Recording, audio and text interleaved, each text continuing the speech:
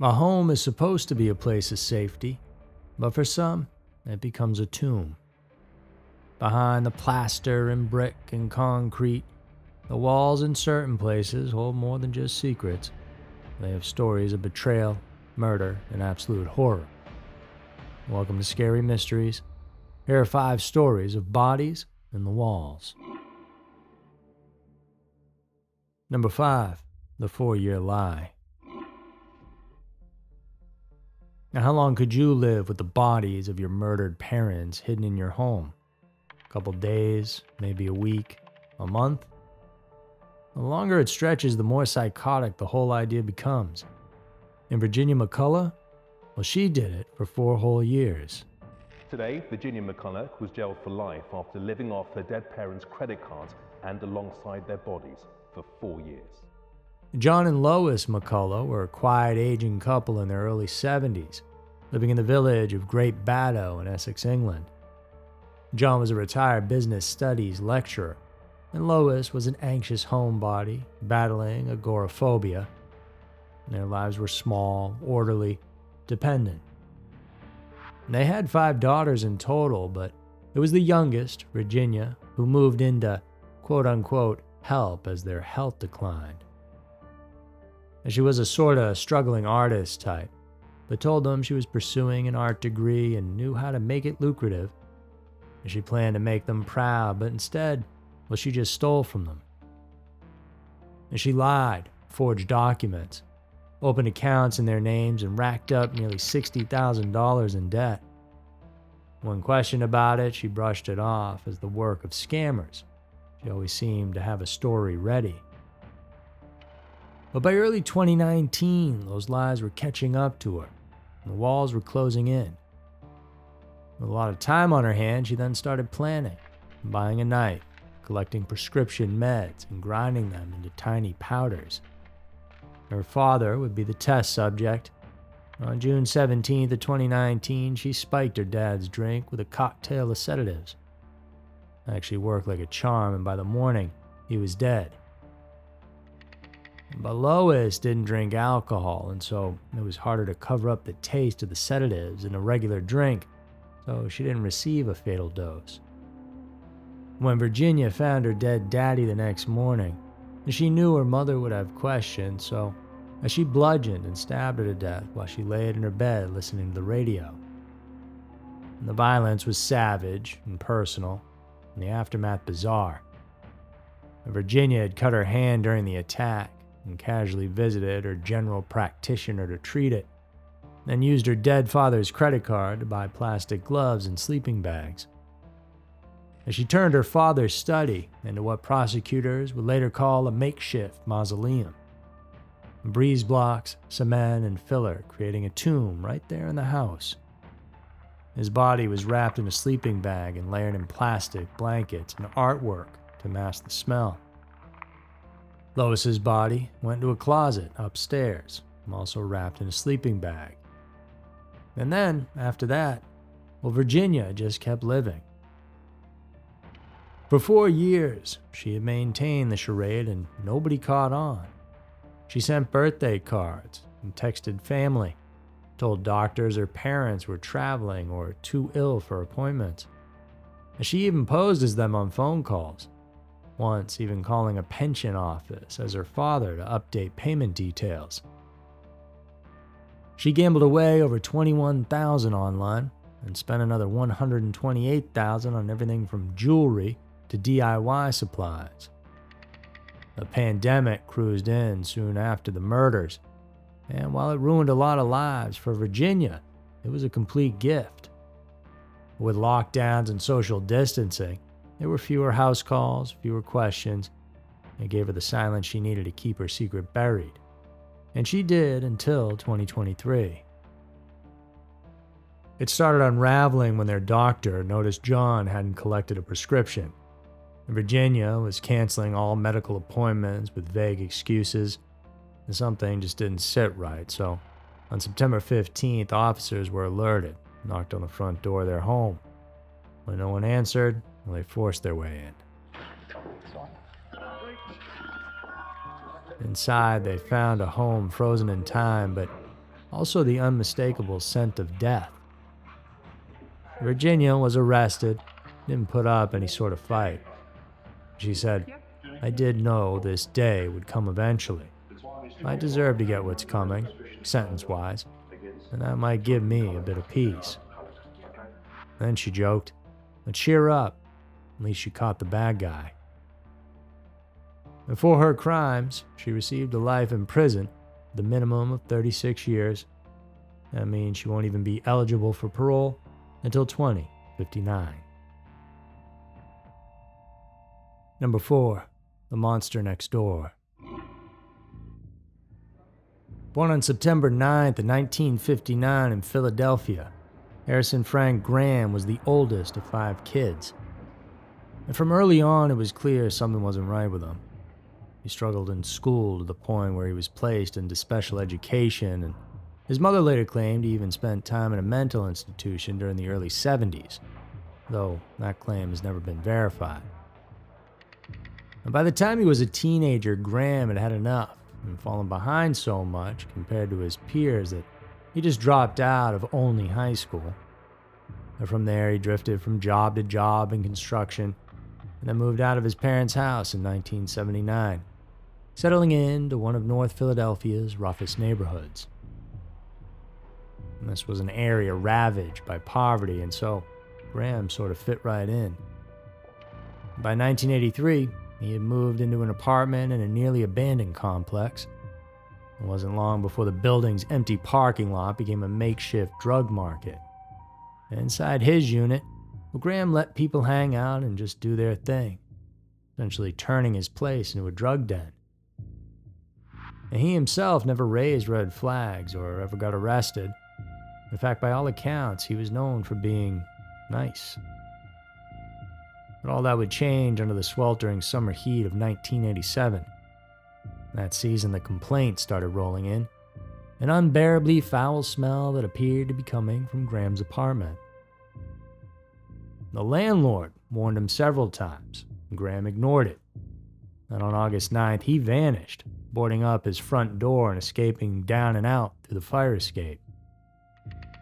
When the landlord broke in with police, they were hit with a waft of hot air and putrid smells. Inside, they found the naked corpse of a black woman sprawled on a mattress, and nearby, the partially clothed body of another. But that was just the beginning. Under layers of garbage, stacked a few feet high, they then uncovered 5 more sets of remains. Some were wrapped in blankets and had been there so long they were skeletonized. One green duffel bag on the roof contained bones of hands, feet, and legs. In the basement, a skull, rib cage, and a pelvis. All in, there was a total of 7 women murdered, all left to rot in the very place Graham called home. He didn't even take the bodies out of the apartment. He just stacked them, hid them, and slept right beside them. The hunt for Harrison lasted over a week. People spotted him around the city, on buses and at shelters, but always by the time the cops were alerted, he was able to disappear and blend into the crowd. The word spread pretty fast about all the bad things he'd done, and on August 17th, his mother was able to convince him that it was time to give it up and turn himself in. He ended up surrendering just 10 blocks from the apartment of death, and once down at the station, he didn't deny anything. Graham said he'd strangled each of the women, either during or after sex, often while they were high. He claimed the killings began in late 1986, and he just enjoyed doing them. One woman, he said, was killed simply because she found one of the other bodies. Forensic testing partially backed his story, and 2 of the women had clearly died about 10 days before discovery. The rest had been dead for months, and some up to a year. His trial began in March of 1988. By then, Philadelphia was still reeling from another horror show just blocks away, Gary Heidnik, who had also been keeping women captive, torturing them in his basement during the same time period. So 2 serial predators, 1 neighborhood, and a city asking how it could happen. And Graham waived his right to a jury trial and just pled guilty. He didn't fight the charges. On April 28th of '88, Harrison was convicted of all 7 murders. He received 6 death sentences and 1 life term, with a strange twist though. The court ruled that the death penalty wouldn't be enforced until after Graham served out his life sentence, so in short, he'd never actually be executed. After sentencing, Graham had just one request, that his Cookie Monster doll be returned to him. He carried it with him when he fled the apartment, one of the few things he took. A child's toy, held on to by a man who murdered 7 women. Number 3, what's in the bin? 29-year-old Alexis Schuler was last seen in D.C. January 10th, but she wasn't reported missing until the 14th. It started as a missing persons case, one that didn't even make headlines at first. The 29-year-old Alexis Schuler had vanished. But a lot of things could have happened. Maybe she took off with a lover or left on her own accord and would be back soon. There was no evidence to suggest anything bad had happened, but as time went on and still no word from her, it seemed like perhaps something bad had happened after all. Alexis was a mother and a daughter, and her mom said she would never leave her children and screamed it out into the rooftops of Maryland. And so, less than a week later, on Sunday, January 19th of 2025, investigators with the Prince George's County Police arrived at a modest home in Capitol Heights, Maryland. They were acting on a search warrant as they figured out that the last person to have seen her alive was her ex-boyfriend, 30-year-old Devontae Gray, a person Alexis's mother had warned her about. And so that's whose house they needed to take a good look at. They weren't sure what exactly they were looking for. They just knew any sort of clue might help, but what they found inside that house went far beyond anyone's expectations. Investigators say the body of 29-year-old Alexis Schuler was found in a wall of a home on Larchmont Avenue in Capitol Heights. The father of one of her children, Devontae Gray, is charged with shooting and killing her, then trying to hide her body inside his home. Behind a newly built wall, constructed recently and suspiciously hastily, officers found something unnatural, a hollow space. Behind it, under a stairwell, was a sealed structure, a plastic storage bin, encased in poured concrete and topped with hay and soil. It was not something that was up to the standard codes, to say the least. It was a tomb, hidden in plain sight, and inside was the decomposing body of Alexis Schuler. According to the charging documents, Devontae Gray had gone to disturbing lengths to cover up what he'd done. After the murder, he stuffed Alexis's body into that bin and filled the surrounding space with concrete, even built a fake wall lined with faux brick to conceal it. When police confronted him at the scene, he allegedly confessed. And as for the motive, investigators believe it stemmed from an argument, one that clearly turned fatal. But to those who knew Alexis, the warning signs had always been there. Alexis's mother, Tawana, said she never trusted Gray, and had even urged her daughter to be cautious with him. And he was the father of one of Alexis's 3 children, and there had been tension between them for some time. The last time Tawana saw Alexis was on January 10th, and she was with Gray, and days later, Devontae himself reached out to Tawana, asking if she had seen Alexis. That call didn't feel right. Tawana knew something was off, and of course there was, and this was his attempt to try and cover his tracks even further. She contacted the police on January 14th and filed a missing persons report, and within days, police uncovered the truth. The office of the chief medical examiner later determined that Alexis had been shot, but that simple word shot doesn't really capture the cruelty of what happened next. And this wasn't just murder, it was a calculated attempt to erase a life. This case is still fresh, so the details are still emerging. Devontae, though, has been charged with murder and related offenses. As of now, he remains in custody at the Department of Corrections. No public statement has been made by an attorney, and it's unclear if he's entered a plea. But one thing is clear. If Alexis's mother hadn't spoken up, if police hadn't listened and acted swiftly, well, her body may have remained sealed behind that wall forever. If you have any additional information about the case, you are urged to contact the Prince George's County Police Department at 301-516-2512. Number 2. The Skeleton Crew. In December of 2022, a cleaning crew was clearing out an apartment complex in Adderley, a nice quiet suburb in northern Brisbane, Queensland.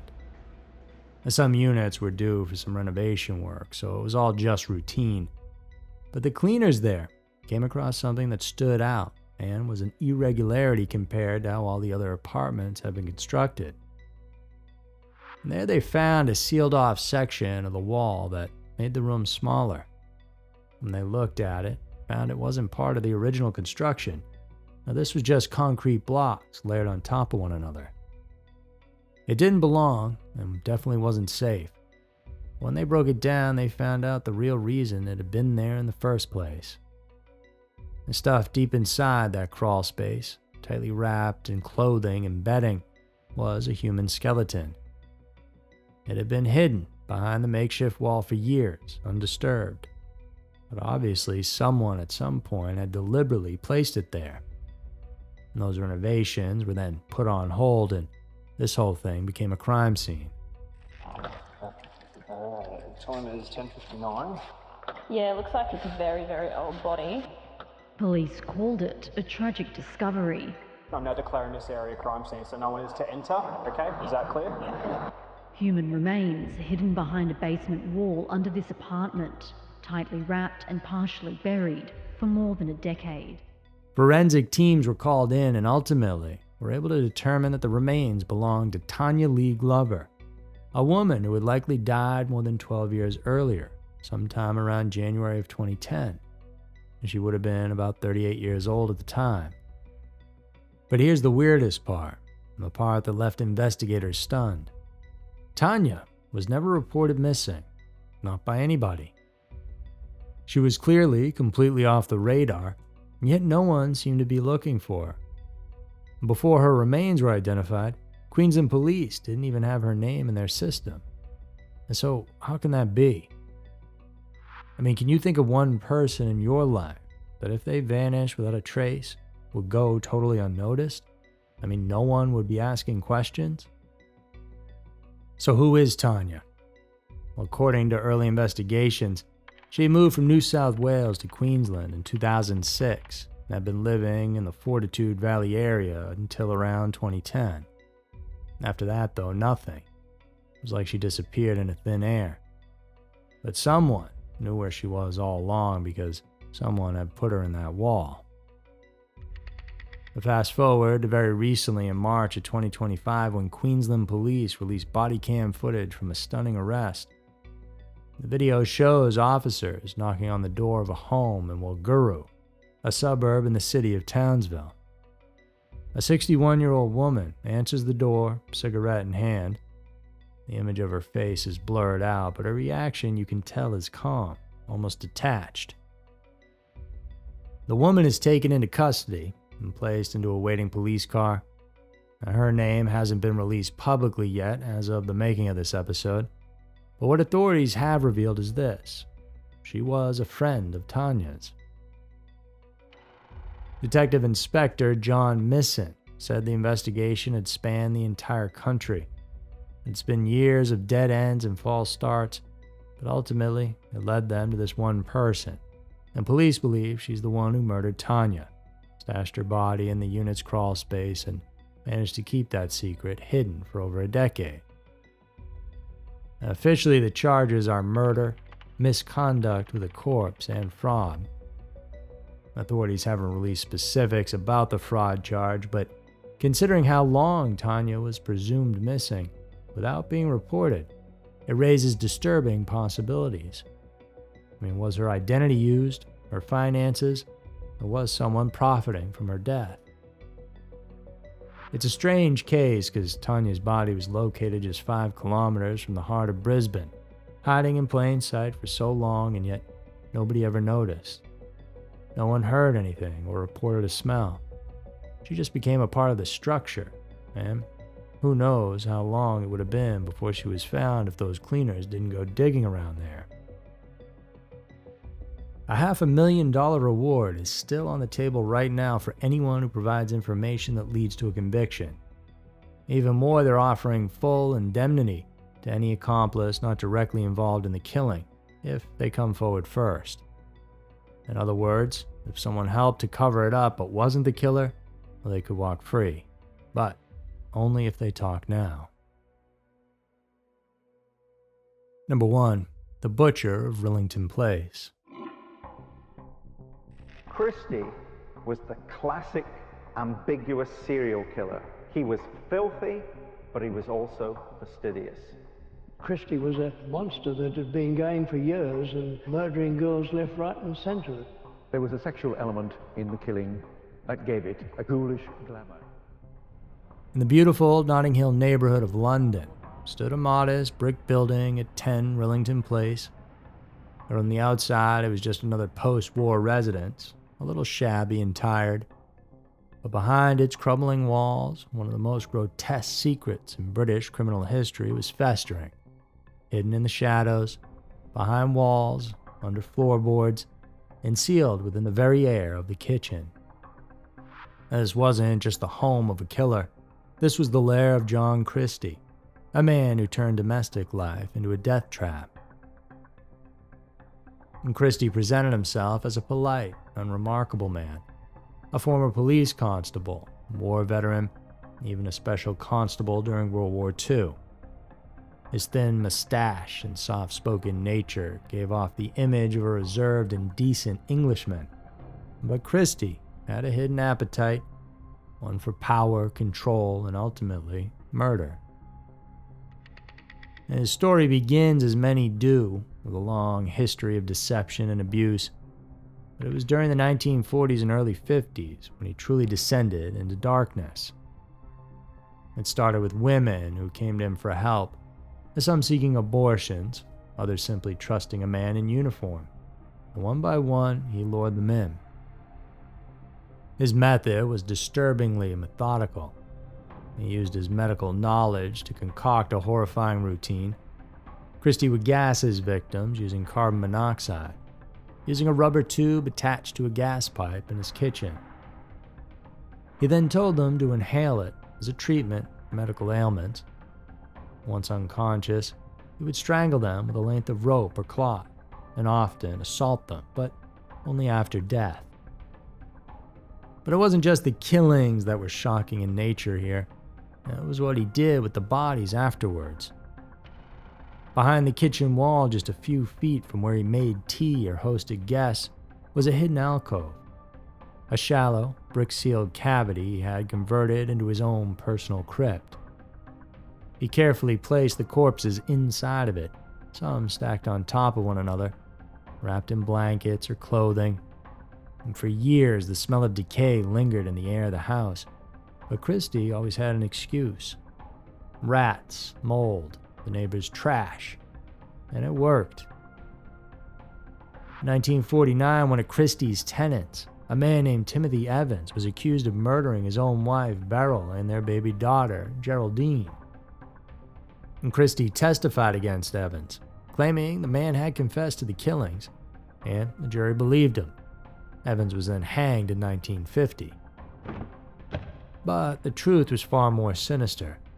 Now, Christie had in fact murdered both Beryl and her child. Yes, the man who helped send Evans to the gallows was the actual killer. It wasn't until 1953, years after Evans's execution, that the walls of 10 Rillington Place finally gave up their secrets. And by then, Christie had murdered at least 8 women, including his own wife Ethel. He had buried her under the floorboards of their front room. And after murdering Ethel, he grew more brazen. He brought in lodgers, killed them, and hid their bodies around the home, some in the alcove, others in the garden. And then, suddenly, Christie fled, The house was rented out, and the new tenants noticed a strange odor in the kitchen, of course, and they discovered the sealed-up pantry alcove. Behind the false wall were the decomposing remains of 3 women. Police arrived and quickly found Ethel under the floorboards. A search of the yard revealed the rest. The manhunt was on, and Christie had vanished into the streets of London, living in places under false names, but he couldn't hide forever. And he was caught 10 days later, near Putney Bridge, sitting on a bench, looking calm and completely unbothered. In custody, he confessed to everything, but the most horrifying revelation, of course, was his confession to the murder of Beryl Evans and baby Geraldine, confirming that Timothy had died an innocent man. At trial, Christie tried to plead insanity, but the evidence was overwhelming.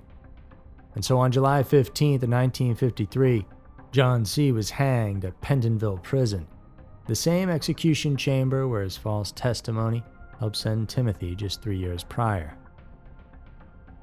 This case was a huge miscarriage of justice and became a key factor in the eventual abolition of the death penalty in the UK. And 10 Rillington Place was later torn down because of this, the street renamed and the building erased from the map. But the horror of what happened there, and those cold, calculated murders and innocent lives destroyed, can never truly be forgotten. So that's going to do it for the 5 stories of bodies in the walls. Hope you all enjoyed it, and thank you very much for tuning in. If you did, go check out some more of our videos or other podcasts. Just click around in the descriptions or up above. Remember to stay safe out there, guys. I'll see you over in the next one.